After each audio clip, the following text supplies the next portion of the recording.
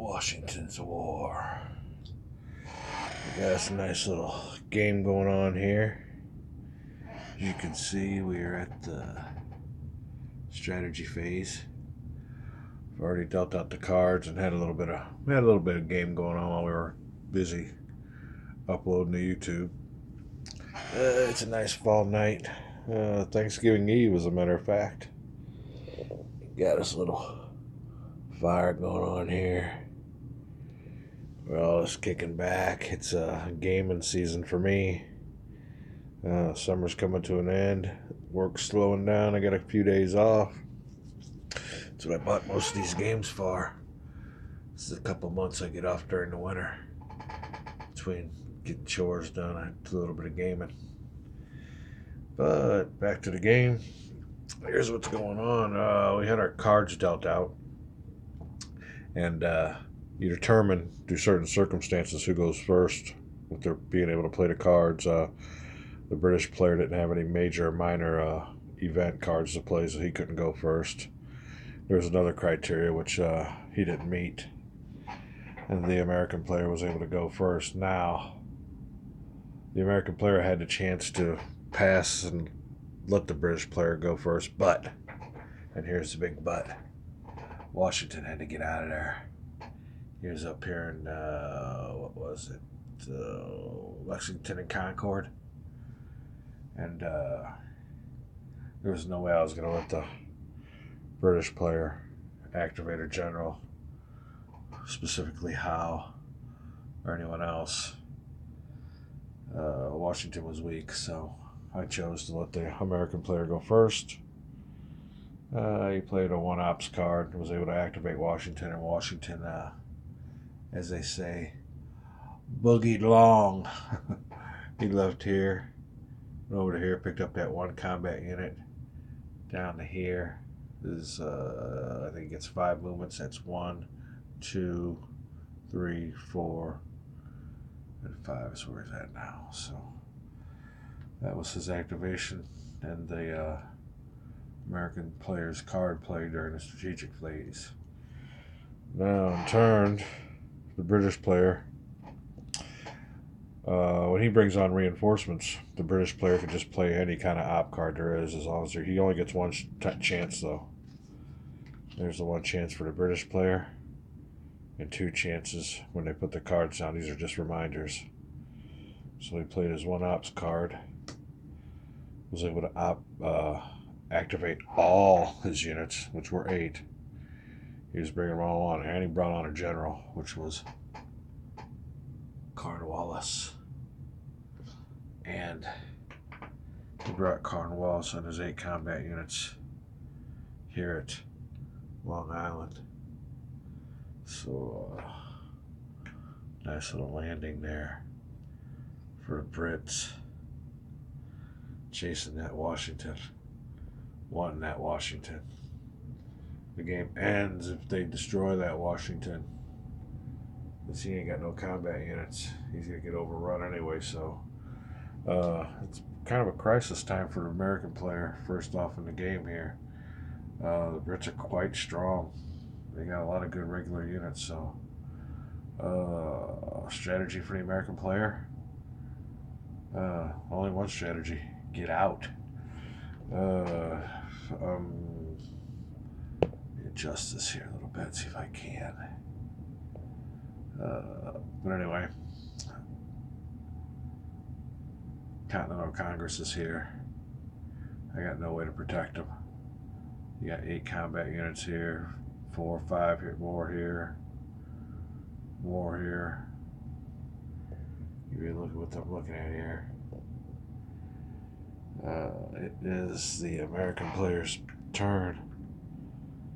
If I don't see anything differently, he's abandoning Philadelphia and the Continental Congress, getting as far away as he can. I mean, this might be a chase game, because that's all that's really left. But I can't bring on reinforcements and run at the same time, I don't think so. I'll check back in with you here in a second, but Washington's heading south. Gotta get away. Gotta regroup. Brits know it, so they're on his tail. Basically, a run down to Washington, kill him, win the game. So we'll see what the cards say. Be back. I'm gonna check in real quick, just as a little game note. I wanted to say something about this earlier, but this might help the American player. On his deck, he has dealt us 7 cards. I don't know if you can see it with that shine, but he got all op cards. All op cards, so that might help. I don't know what the odds are of that, or if it was a bad shuffle or what, but yeah, he's got all op cards here. I shuffled the deck pretty good. That was one thing about it, it's a big deck, so I had to shuffle them. So it might be good when it comes to trying to get Washington out of there. Conversely, over here, for the British side, let's see if we can get the cards up here.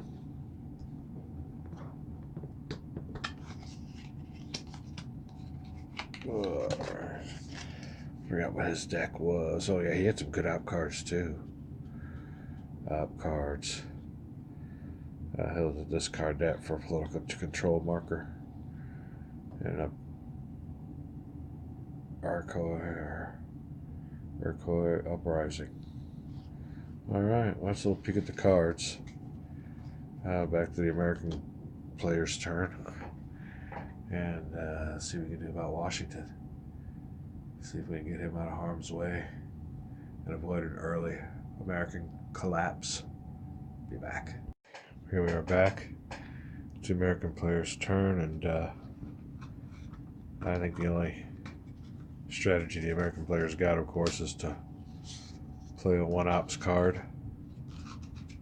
We gotta see a one-op card. Open the discard pile. That activates Washington. Well, he has a strategy rating of 1. I guess that's good. It means he's easily activated. Alright, you can move 5. So, what's the quickest way out of there for old Washington? Let's see if we can't get this on here. Back here. Alright. Where to go with Washington? Quickest way out. Now we can move 5. He can only move 4, and he's a hex back.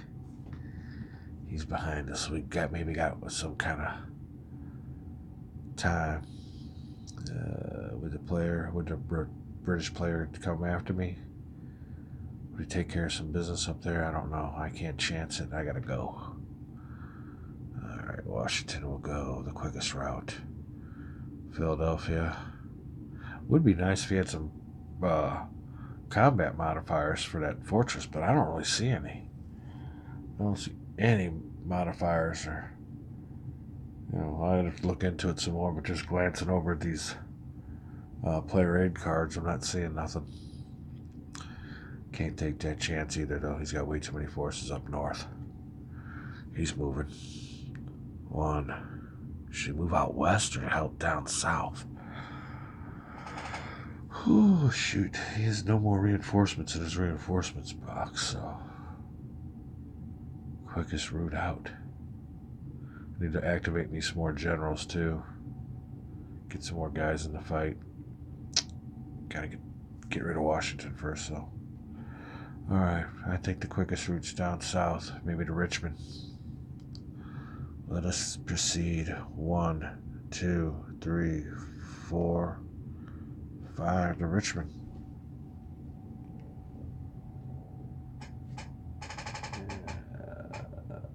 Let's see. Oh, his units are still there, so let's just see this. 1, 2, 3, 4, 5. Get his units with him, and we'll see what the British response is. Be back. Yeah, Washington and his 4 combat units are back in Richmond. Something tells me old Green's about to get captured. That's all I can do. On to the British player's turn. Be back. Okay, we are back. It is the British player's turn. I think he's figured out his strategy. going to go ahead and play a 3-ops card. That's going to activate a general here. Old Carlton.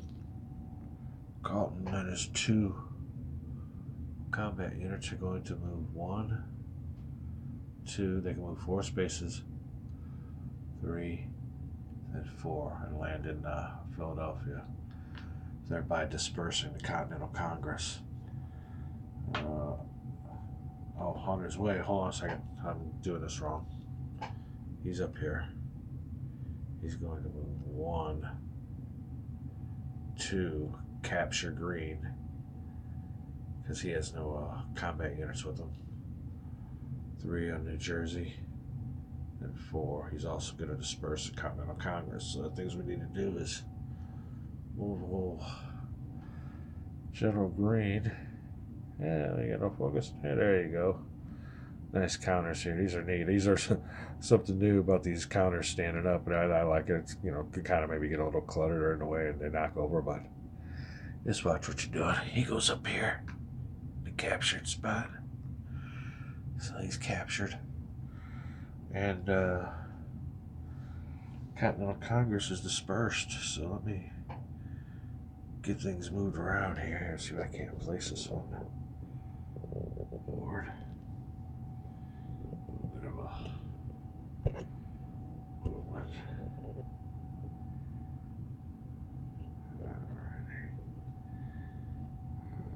This one set up okay. So Continental Congress is dispersed. Guess this control marker stays there until it's time for political control, but there is a... Oh, here it is. They got me all set up. Continental Congress dispersed. So there they are. And that has some kind of effects when it comes to the American player being able to place political control markers. So, yeah, it's not a good time for the American player. They're down to 1 general, Washington. I think he might be a safe distance away. I'm not sure. Let me see. 1, 2, 3. Yeah. 1 more card playing. They're playing. He's fighting, but he's only got 2. Oh, I forgot to move his combat units with him. So Carlton is in Philadelphia, wreaking havoc with the Continental Congress. They are on the run, and so is Washington. It is the American player's turn. What to do. Strategy time. Does he build up? Does he stop running? He's got 3, 4 units. Huh. British player has the advantage when it comes to fighting, so I haven't resolved any combat yet, though. Would seem to me like it'd be a smart thing to run. We'll see if we're going to make a stand or keep on going. Be back. We are. Here's the situation. American player. As you can see here, the first operation strategy card that the American player uses to bring on reinforcements. So I'm bringing on reinforcements with one of my mini op cards that I think are going to come in handy. 3 equals 3 reinforcements. Also bringing on Benedict Arnold with my 3 combat units. Why Benedict Arnold? Well, he's got the biggest, let me show you here. He's got the highest combat rating, or potential combat rating of a 3. Got one focus in, there you go. Nice unit there. Well, Benedict. People don't realize is they remember he was a traitor, but I think he was a good general. Anyway, he's got a 3 combat rating, and it only takes a 1 to activate him. Is that number up there in the left-hand corner? So I'm placing him down here with his 3 combat units as a rear guard to protect Washington. These guys want to go around. They won't hit Washington in time. No way around here. I don't know if they can use ports or what. We'll check that out when it comes their turn, but Benedict's there. A little bit of a Marshal Ney action as Napoleon was retreating in Russia. It's Benedict Arnold's turn. He's a rear guard. So that's the American turn. On to the Brits. See what they're going to do in response.